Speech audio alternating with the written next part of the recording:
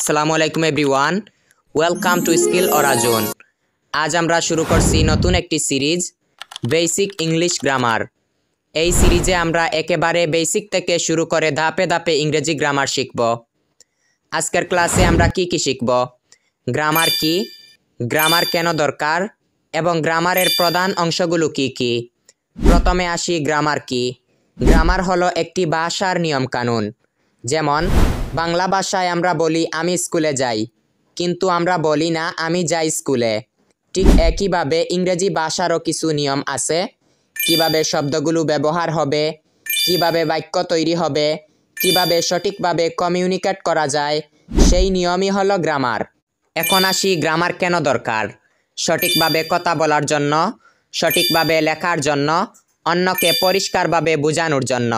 যেমন যদি আমি বলি হি গোয়িং স্কুল, তাহলে বুঝতে তো পারা যায়, কিন্তু বাক্যটা সঠিক নয়। সঠিক বাক্য হবে he is going to school.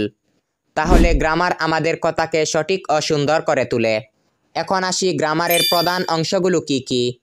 গ্রামারের প্রধান কয়েকটি অংশ হলো parts of speech, tense, sentence structure, articles, voice narration এবং আরও কিছু বিষয়। আমরা একে একে সব কিছু শিখব এই সিরিজে। আজ শুধু ওভারভিউ দিলাম, পরের ক্লাস থেকে শুরু করব পার্টস অফ স্পিচ। তো আজকের প্রথম ক্লাসে আমরা শিখলাম গ্রামার কি, গ্রামার কেন দরকার এবং গ্রামারের প্রধান অংশগুলো কি কি। পরের ভিডিওতে আমরা শুরু করব পার্টস অফ স্পিচ নিয়ে।